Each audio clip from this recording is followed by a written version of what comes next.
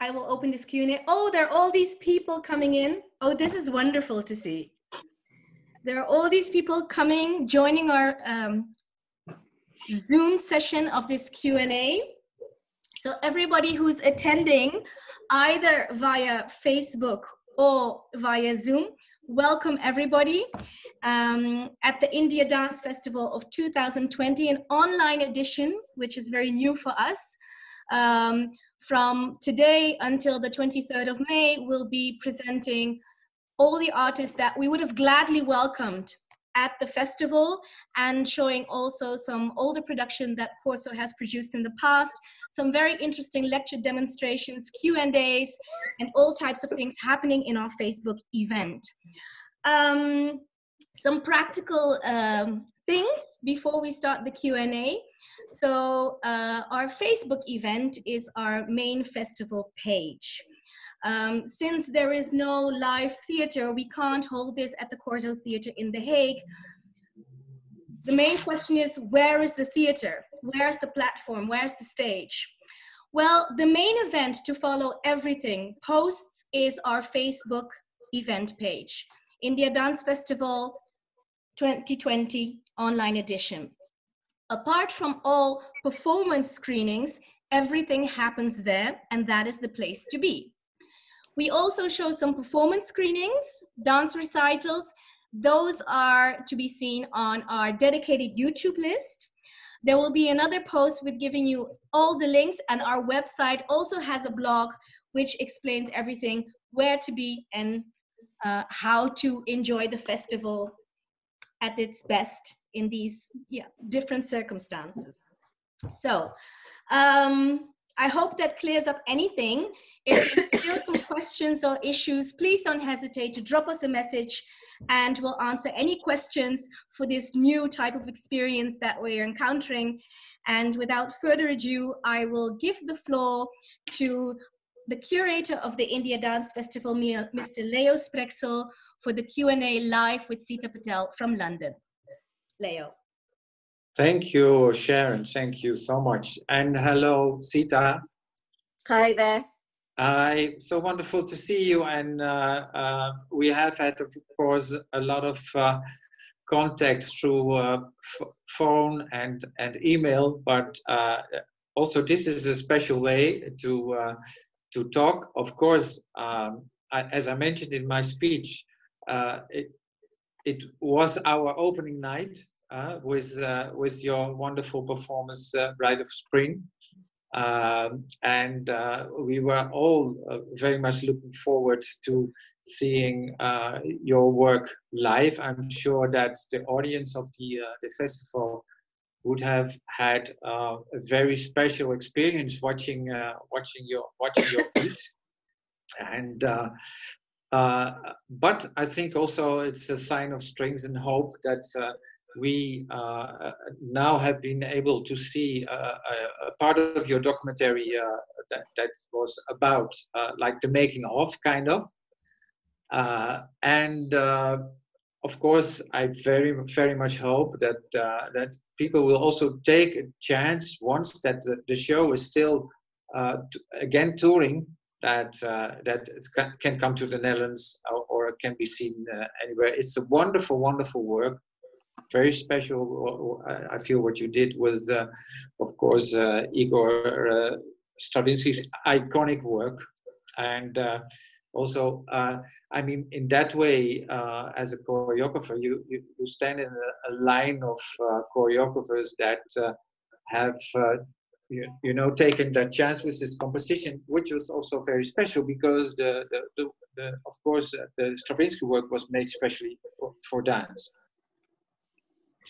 And so what I was wondering, like in this line of choreographers that have been, you know, working with this wonderful and strong and very complex composition, did you at any time feel inspired by the choreographers that were there before you?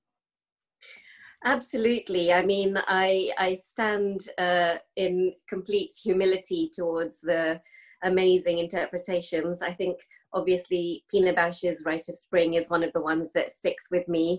But I've also seen Maurice Béjart, his version, and numerous others during the research of this. I suppose I didn't want to be too influenced in many ways, but there's obviously the music is just it's so driven, and I think some of the choices that various choreographers make are in keeping with each other in many respects. And it's all an homage to the music, really, more than anything. But absolutely, I was lucky enough that during the final stage of development, I was able to go and see English National Ballet with the whole cast of my Rite of Spring, to watch Pina Bausch's Rite of Spring on the main stage. Just seeing them put the earth and rake the earth on this whole stage, that's a choreography in itself. I mean, it was very exciting to see it with a live orchestra as well. Yeah, it's of course a very complex work also in terms of the rhythm. So I was wondering, you work with a cast of very international dancers. They come from different parts in Europe anyway. What was specific the quality that you were looking for in your dancers to work with? I mean, I think because for me, working with group Bharatanatyam is relatively new. I mean, it's only in the last few years that I've taken an interest in working with a group of dancers. My practice in Bharatanatyam as a performer has normally been as a solo artist. But so it's really, I'd say it's obviously been around a long time to do group works, but because I haven't kind of been a part of that, I had to reach out to people who I've seen dance, who I really enjoy watching as solo performers, but also that I have already had maybe a creative collaboration with, or we've worked together as dancers. So really reaching out and then, you know, building the team through people I know who are wonderful dancers in the professional Bharatanatyam sector, and trying to engage them with the vision that I had for the work. Yeah, because of course you also had to. I mean, it's a work that is for all dancers also in terms of the rhythm and the structure. It's quite a task and quite a challenge to get into the music, right? Absolutely. I mean, the music is very different to South Indian classical music, which is what all of us dancers and myself are more familiar with in terms of rhythmic structures. But because I was able to work quite in depth with a musical sort of advisor, it was really interesting for us to unpick, or rather for me to translate some of that music into rhythmic structures and patterns that we would understand in our Bharatanatyam background. And that was a really important part, especially in the third stage of it, where, you know, micro beats seem to change. Tempo is pushing and pulling to give that, and we're so used to keeping a tempo consistent, and it's so very mathematical that you can see that. Whereas Stravinsky's score, you know, bleeds from one section to another. Sometimes it's very changeable and it's so unpredictable. So I had to make it clear. I had to create that clear picture. And I think once you put movement to it initially there's a lot of counting and then it dissipates. And that was really helpful that all the dancers came really equipped with a good solid knowledge of Indian music. Yeah. Now there's something special happening in the piece, because you inserted a fragment of different music in the work, right? So that is of course also I mean in terms of the tradition of the interpretation of Stravinsky's work, very daring, but I think it worked very well.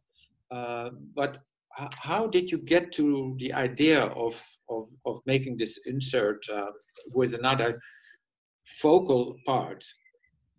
So it's interesting actually, because I was talking to the lead conductor of the Bournemouth Symphony Orchestra, Kirill Karabits, and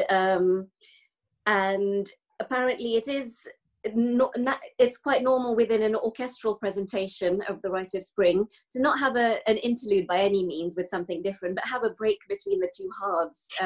It's such an intense piece, so that made me think that, you know, maybe it could work like this. My thinking behind why I wanted to put it in was because I really want my narrative of the Chosen One and introducing that character started much earlier in the work than many other interpretations I've seen, where the Chosen One is sort of identified much later in the work. I wanted to take us through the journey of the Chosen One earlier on. And so it made sense for me to create the narrative that I wanted by inserting this part, which was all focused around the Chosen One having a wonderful experience about what that could be before we go into what the burden of that is in the reality of Stravinsky's piece. And I really wanted to juxtapose the epicness and fullness of an orchestra with the solo Indian classical voice. I worked with Rupa Mahadevan from New York. She's a wonderful Carnatic vocalist. And we talked about how to maybe think, are there elements of the Stravinsky score in terms of notes and tonality that she could pick out and create this ethereal kind of feeling for this sort of almost dream sequence. And she's such a wonderful musician, and she composed this and sang it for us and recorded it. It was all done remotely.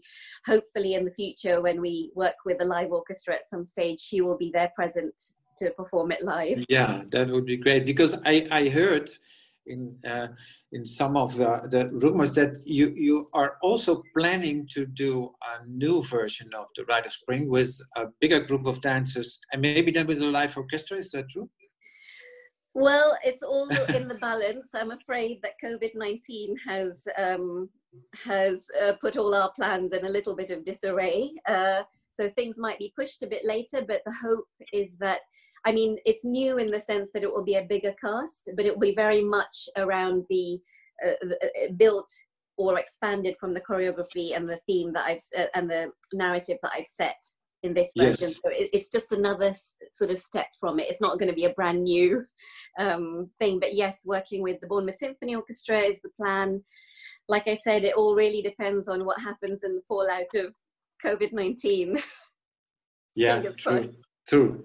We all are of course, very much in a sort of vacuum concerning to that, and but of course it would be wonderful, I think, if that could be realized. What was for you, because in a lot of the interpretation, like the chosen one, there's a tension, of course, between the group and the one that could be chosen, right? So it feels like in the narration that is a lot of the tension invoked by that, but you seem to be in your narrative changing that, because with you feel that the chosen one is already quite early in the work, quite clear who will be the one, right? What was the reason to in terms of dramaturgy to make that choice? I suppose the journey I wanted to create with the chosen one in my piece was almost, I had this idea of almost a wedding where the chosen one was delivered to the earth to be like a bride would be delivered to the earth. And there's a sort of ritual and ceremony around that process, especially in Indian culture. The weddings are quite big and there's a lot of elements to them in the lead up to it. But there's also this double-edged kind of tension between not being necessarily forced to, but knowing that that's your duty and that's your fate, but being afraid of it and then knowing you have to do it. So the tension of that journey of hoping that it's going to be one thing, but in the reality of it, it's a bigger burden. And then there's a sort of twist at the end where actually the chosen one isn't the sacrificed one. It's the entire group that sacrifices themselves to the one that they chose.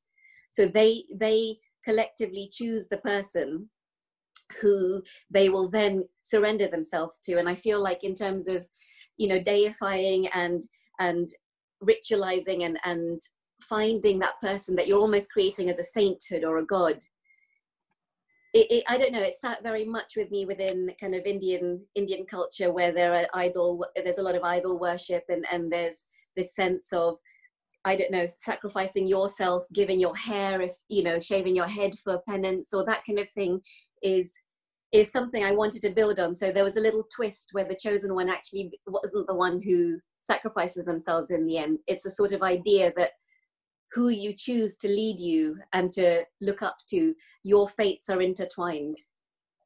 Yeah, yeah, and in that way, there's also a bit of a gender element in the work, because of course one thing is that the chosen one in the tradition is often a woman, and you chose it to be a man. But then in the end, like in the bridal setting that he is being presented, it seems like, again, it's almost a non-gender person, like a god or I specifically wanted to create that feeling. I actually didn't think about whether I wanted the chosen one to be a man or a woman. I picked the person in the cast, so Suraj Subramaniam in this version, that I just felt embodied the kind of spirit and energy that I was looking for, that kind of regal, calm, just kind of openness in that character. And the interesting thing about Bharatanatyam is that because it's traditionally a solo art form, the individual artist on the stage plays all the characters, whether they are male, female, animal, deity, and everything in between, young or old, all of those things. And so it's part of the dance form for that to be quite natural, this kind of changing between what character you are. But also Bharatanatyam doesn't have contact work or weight bearing or lifting or sharing of that. So I did see, the Rite of Spring traditionally is quite a visceral, sexually charged piece. It can be interpreted that way, but without physical contact, I wanted to stay true to what Bharatanatyam kind of has in its core, and the way that we express that isn't necessarily through touch or lift or weight bearing. And so it was, how do we create some of these relationships, and how do we create that if there is no binary of male and female? And so I worked through the rhythms and through the patterns and through the relationships of kind of focus instead of a physical contact, which meant I think it took away some of that male-female binary. And as a choreographer, how was for you, let's say, what was the challenging the most, working with the composition, but also, of course, let's say, transforming the traditional Bharatanatyam material, which is very solo based and often very frontal. So what was for you then, as a choreographer, the biggest challenge to work with the group? It's funny actually, because even though it's a solo art form, the vocabulary in itself is so rich and versatile. And when you have 6 bodies on stage, I mean, you just have all so many options available to you. So it was actually about stripping things away, not about necessarily struggling to create material. It was really thinking, well, how all these options are there, how can I create patterns? And I really I think the sort of idea of birds moving and changing directions as the groups, and I don't know, some of the little details in Bharatanatyam that can be magnified when a group is there, even just a flicker of a hand. I mean, when there's 6 people doing that, it starts to become something quite different to just one person doing it. And so I didn't struggle so much with trying to adapt it, because it just lent itself so well to it, especially with that many bodies in the space. Yeah, it is. I also feel that very often, if you look at Bharatanatyam as a form and the idiom, it leans itself so much for group work, and also for let's say compositions that is much more spatial than it normally would be used in the more traditional concept. I mean, I definitely have sorry, go on. No, you go. No, I have a soft spot for solo Bharatanatyam. It's always going to be where a big part of my heart lies. I think the expressional part is actually where I was nervous, and I was worried about how I would interpret the expressional side of Bharatanatyam into a group, because I didn't want it to become this sort of mimetic thing. The beauty of solo Bharatanatyam is that the expressional kind of side of it is just so much more nuanced and detailed. It's such a different relationship to the music. It's not, there's a room for it to grow and be alive. Whereas I think when you have a group of people, unless everyone's got the same brain, which they don't, it's not something, I didn't want it to become cheesy almost. So I had to work out, how do I create an expressive element of the narrative without it becoming a mimetic kind of, oh, look at me, yes, I'm talking to you, and had something more that was more about this relationships between people and how they looked. So when 6 people just turn and look at one person, the power of that is, you know, can create quite a lot without it being like, I'm looking at you and doing a gesture that's saying that. You know, just 6 people's heads turning creates that power. And I was just looking, that's the part that I found exciting and challenging and frightening to get right. Yeah. Because of course, a lot of the narrative, let's say, in the more traditional Bharatanatyam is also done in facial expression, right? Grief or happiness, and you in your visual, the visual aspect of the piece is very strong, because in the costume, but also you have the facial makeup, which in a kind of way shape the dancers more as a group, because they have a kind of similar facial makeup, right? So that group sense is very strong, also done in the visual way. I mean, I wanted to, it's in a way, which it is, I think, in most of, especially in the early interpretation by Nijinsky, it's a tribe, it's a group of people who are linked through their living together, working together, being together.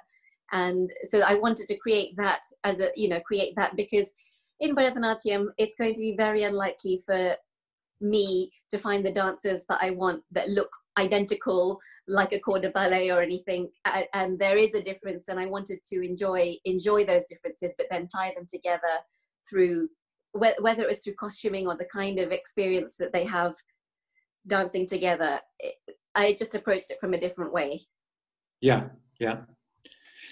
And I just interrupt for just 1 second before I let you continue, because I would like to remind everyone that you're more than welcome to give your feedback to Seeta on the documentary, or ask your questions.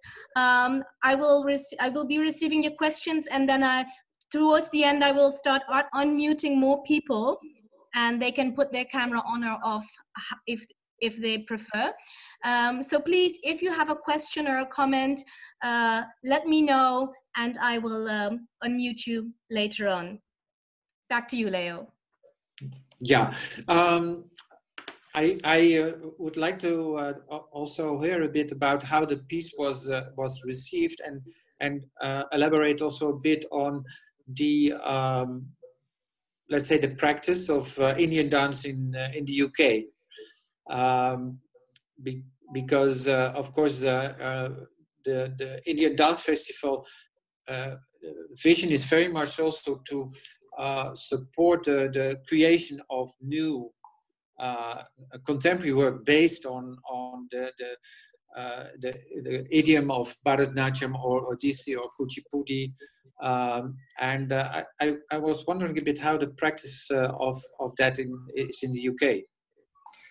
I mean, I'd go so far as to say that I genuinely feel that the UK has really taken some big strides since the Indian classical dance form sort of became more present and available, and integrated into the art scene in the UK. Since that time, many decades ago, it's really, there have been so many pushes forward in the contemporization, in the thinking behind it, in the social political understanding of it, right from grassroots sort of training for young dancers all the way through to professionalization of it, which is getting more and more sort of interest across the board, to really embed these, especially Bharatanatyam and Kathak, less so maybe the other art forms because it's still in a different sort of slower journey for us.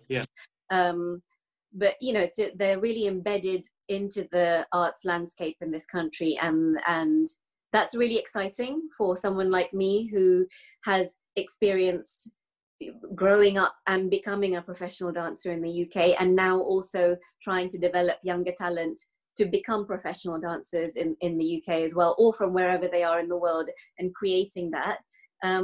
There is you know, obviously a lack of diversity across the spectrum of the arts, and as much as Bharatanatyam and the other Kathak, etc., are flourishing in certain ways, I think there's still a lot of room for us to be seen on a wider scale, on bigger platforms, and create bigger works like I'm trying to do with the Writer's Spring, as well as have space for solo Bharatanatyam and Kathak, etc., in its sort of pure traditional context.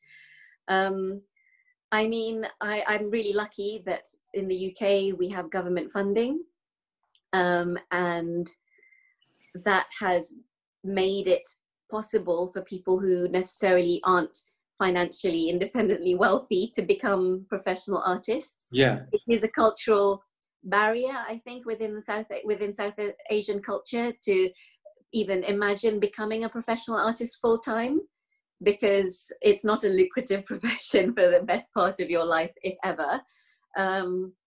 But like I said, we have really, really good sort of support systems, and there is an interest to support South Asian arts more and more. And the offshoot of that is that there's a lot of creativity within it growing, especially each generation coming through has something new and different to offer. And yeah, I feel so that you can say there is a professional practice for classical Indian or contemporary Indian dance in the UK? I do. It's not easy, but then it's not easy to be a professional dancer anyway. What we're lacking at the moment is some, you know, sort of maybe full-time professional, sort of post-professional training that continues. It's difficult to go to a practice class. You can drop into a ballet class or a contemporary class or lots of things, but it's hard to find that for a practice like Bharatanatyam, etc. So those things are still lacking, and I think there's still energy in the sector to make that change, make those changes. I'm definitely a part of that, trying to support younger artists. But I definitely think in terms of the world, the UK is definitely, you know, taking good steps in the right direction. There's always more work to be done. Yeah, because that is definitely also something that a practice that would be helpful here in the Netherlands, where we part of the discussion around the festival is how can you establish a professional practice for young talents, dancers within the Indian context, right? Because let's say if you create a work, there's not so much possibilities to tour it. And now for you, I know that you have you have been touring with the work, and there was a second tour planned, right? So in that way, it was even difficult to get a chance to come to the Netherlands, because that was quite an intense tour that you were doing, right? Yeah, I mean, we did 10 performances in the first tour, and we had another 10 booked for this year, which is really exciting. I mean, to do 20 dates, even though they're spread out, is pretty exciting for a small company like mine. And definitely we had really good audiences. There's definitely an interest. It's really about the fact that it's not a money-making industry, so it has to be subsidized unless we get patrons. Sure, that is very important, that it's being supported by governments or foundation, because I know in India a lot of the dancers and choreographers struggle because they're they are very much depending on corporate sponsorship rather than that there is a government support, or you have to be like wealthy from yeah. family I mean, background. I think it's definitely because I'm not from a wealthy background. I'm not independently wealthy, and it's not likely to change unless I win the lottery. So I see it as a slightly different kind of pursuit than someone who maybe has all those resources and that privilege, it's a different kind of struggle. Definitely, you know, something that I feel has given me the tools to be very assertive and proactive about how I make work happen. Because if I waited for something magic to happen, I would never make work. Yeah. So if I can interrupt, sorry, because there are some people who have some questions. Is it okay if I start unmuting some people who have been contacting me? So there's been some questions from Derek, Kalpana, Antonia, Leonie. I'll start with Kalpana, and then she can put her camera if she wants. Kalpana, I think we can hear you now. Hey. Hi. Actually, I cannot put my camera. It says that the host has stopped it. So but I'll give you permission now. You can do it. Cool. First of all, thank you so much, Seeta. Thank you, Leah. What a wonderful opening of the festival, even though we're all stuck at home. It's really, I got all dressed up. I'm like, I'm going to have the opening of the festival at my own house. And I didn't have a question. I really wanted to congratulate you and, you know, for the big creation that you've done. And like you said, the boundaries that you've been pushing, and look forward to see the live piece and, you know, live it physically. And good luck with everything, but really exciting to see what you're creating and to hear you speak about it was really nice. The documentary really, you know, I think for all of us, really nice way to look into your world, peek into the rehearsals and see the process unfold. So thank you so much. Thank you so much. Thanks. Thank you. I'll also unmute Antonia. Antonia, are you there? Yes, hi. Hi, everybody. Hi, Seeta. Thank you so much for this super interesting interview. I love it a lot. You're welcome. And I do have one question. Can I ask it now? Yes, sure. please. Okay, so could you talk a bit about while you were choreographing, how did you let go of the images that you already had in your head? Due to the piece, which is quite known, and the choreographies which already exist, how do you switch off those images and stereotypes in your head, and how did you put the new vocabulary of Bharatanatyam and the new register of Bharatanatyam like in this piece? You already spoke about this, but could you elaborate on this? It's so interesting. I mean, I think this is just a part of just a personal thing for me. I did it at school. I never used to want to read essays from the year before as examples because if I had the same thought, I wanted to discover it myself.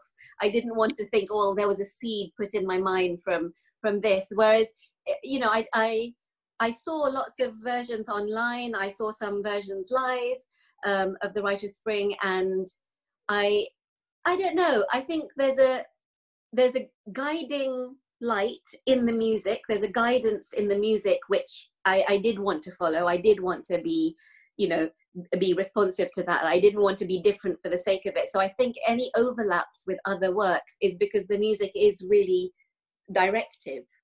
Mm-hmm.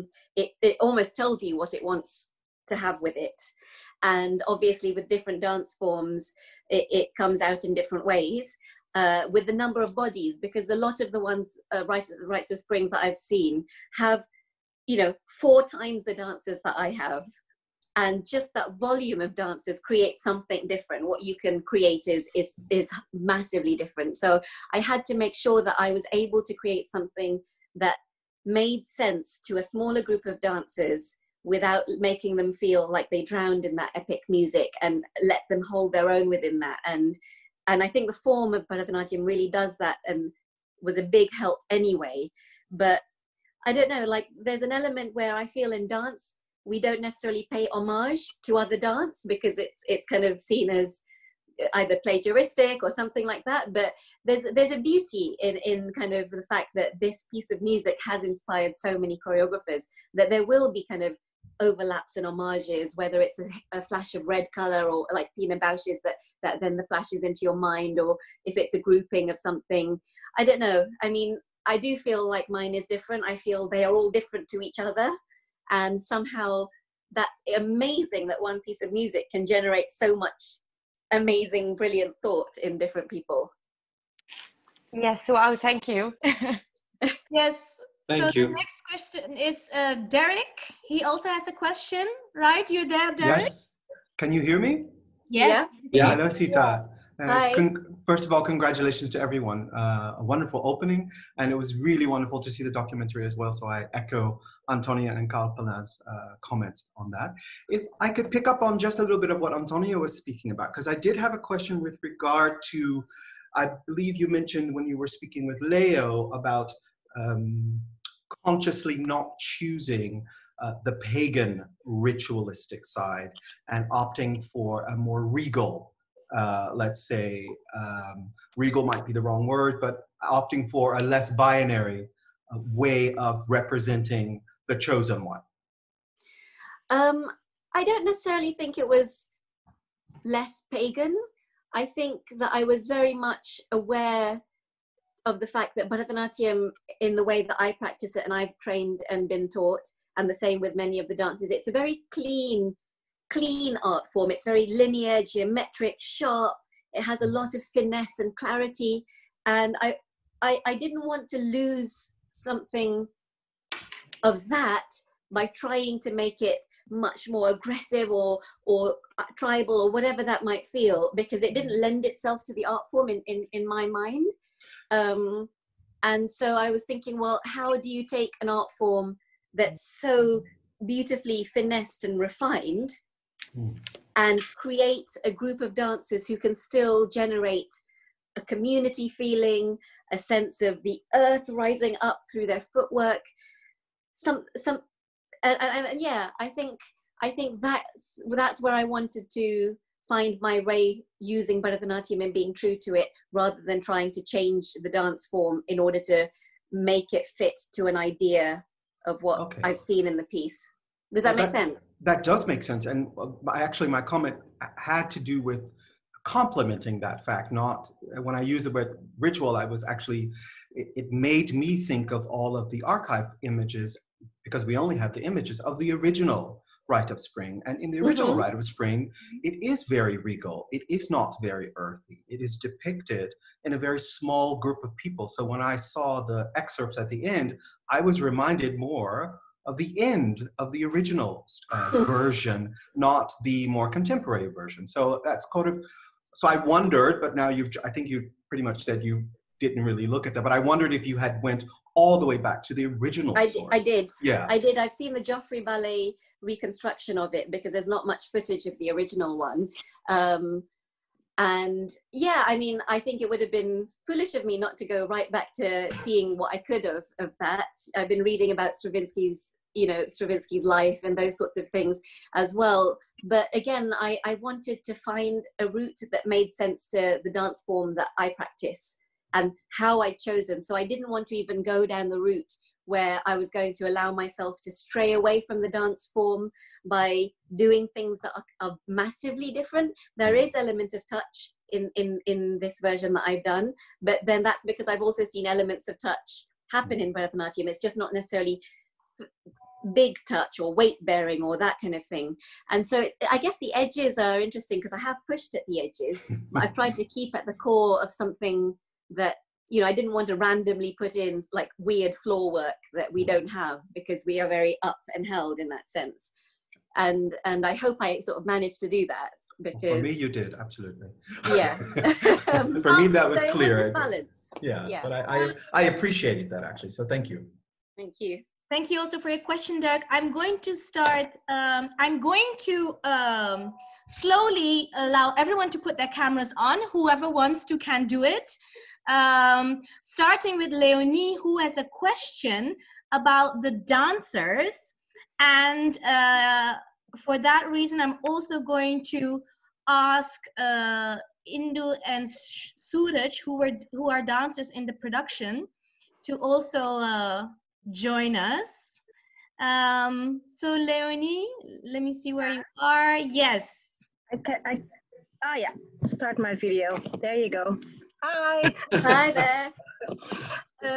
Seeta, I was wondering, because if I'm correct, the dancers are not all Bharatanatyam dancers, right? No, they are. They are all Bharatanatyam dancers? In fact, then it's a very racist question. if you see the work in its entirety, you would realize that this is not a work someone that hasn't had a solid amount of Bharatanatyam training could do. It's not a work that a really good contemporary dancer could just mimic. No, exactly. That would be my question, because I was wondering if some of the dancers might be by origin maybe contemporary dancers. So how would possibly be able to teach them this? But that is not the case. No, even if they actually, all the dancers, their first training has been in Indian classical dance. Okay. If I'm correct, I'm pretty sure I'm correct with that. Kamala, Moritz, they all have been dancing since they were very small. Bharatanatyam. Kamala started before I started. She started when she was 5 in America. She did go to contemporary dance school and university, but Bharatanatyam. Same with Moritz and Sarah, and yeah, all of us. Wow. Okay. So then my question doesn't stand. But it's still, maybe Indu and Suraj could say a little bit about how you experienced the process. Maybe, yeah, Indu? Yeah. Well, it has been a really, really interesting process. We have been working on this piece for the past 3 years. We started in 2017 with, first it was a research part where Seeta wanted to research with us how she could choreograph Bharatanatyam to Western classical music pieces, and we had a couple of options. Parts from Swan Lake, The Rite of Spring, Bolero, and yeah, pretty soon we figured out that The Rite of Spring was a really good piece to fit Bharatanatyam with.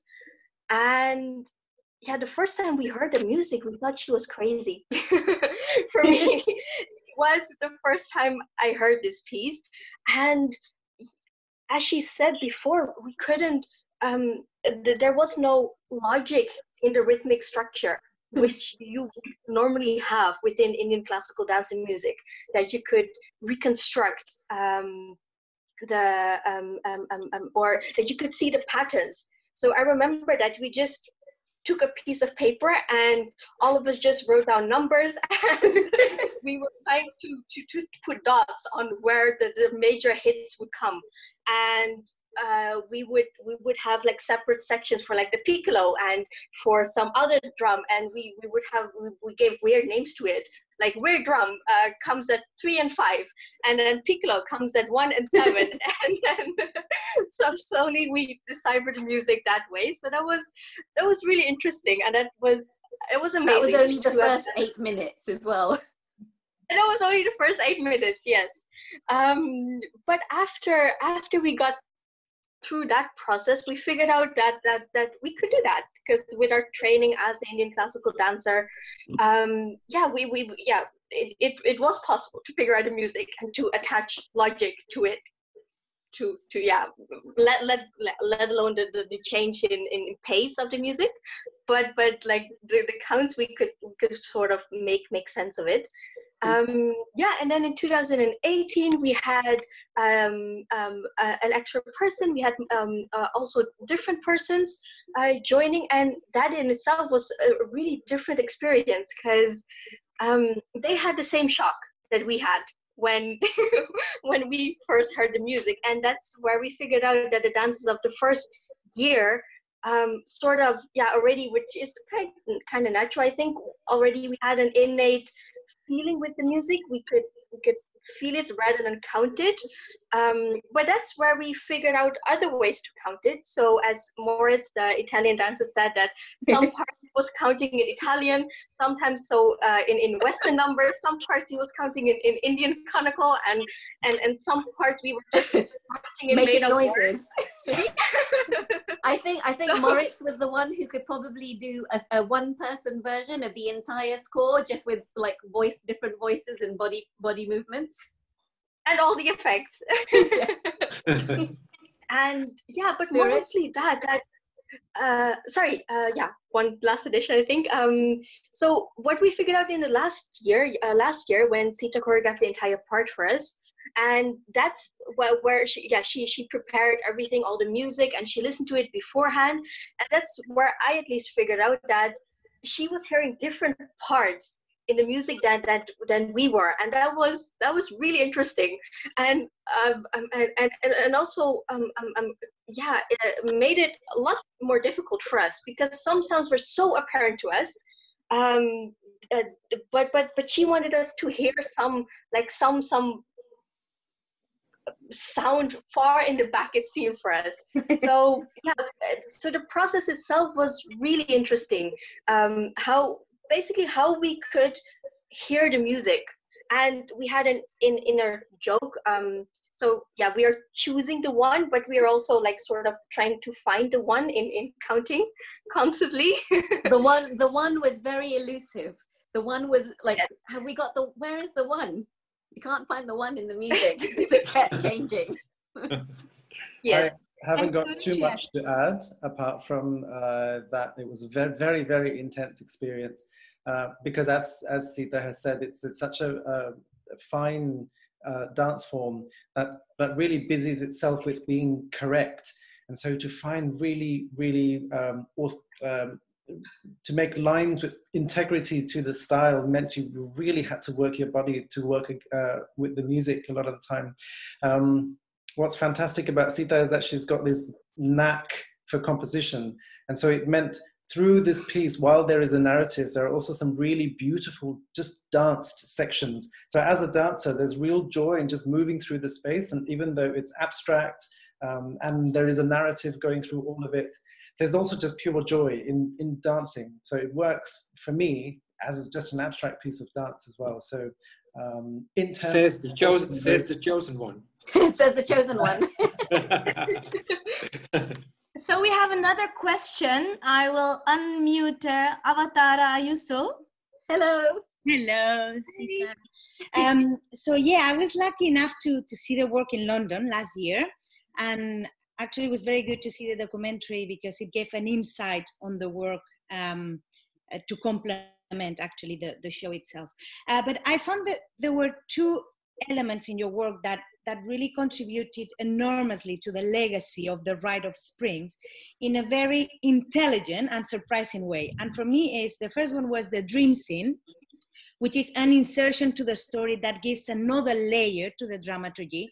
But the second one is what somehow I call the seventh character, which is the piece of fabric. It's very symbolic that actually had to be choreographed millimetrically. So my question is about this seventh character. You know, what challenges, findings, surprises did you encounter with it?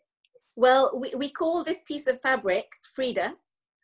She's red and she is draped over Suraj as the chosen one, almost like a bridal outfit, but then with these long tentacles that go all the way across the stage.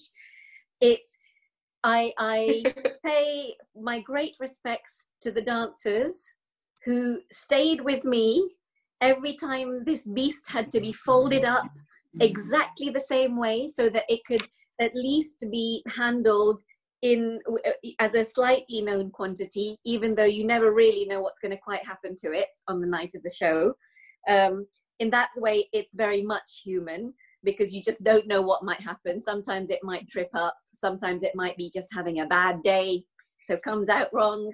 But yeah, it was a lot of work. I've worked with props for one other piece before of mine, and I know that it's a big daring move because if you don't handle it properly, it can take over and it doesn't behave. And so the dancers were really great and kept their cool and their perseverance to be able to understand what needed to be done, how it needed to be folded. And once we kind of worked out what that was and what imagery I wanted, they really owned how they did that.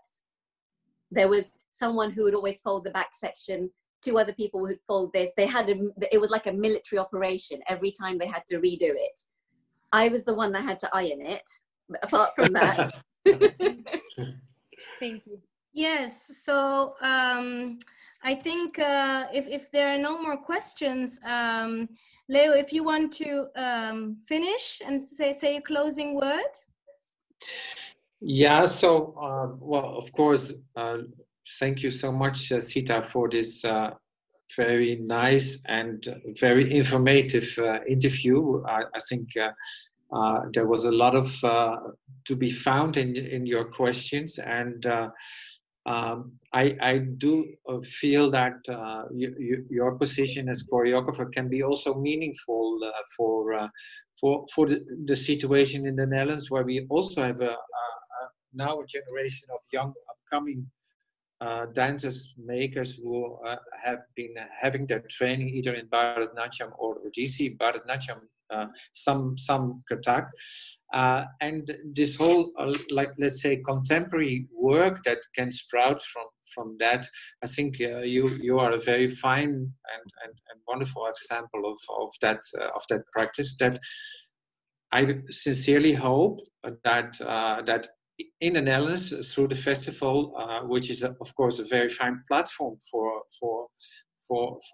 this work, we can continue, and I think you are a wonderful example of an artist who is on that road and successfully on that road. So I thank you so much for the contribution tonight, and I'm sure also in the future.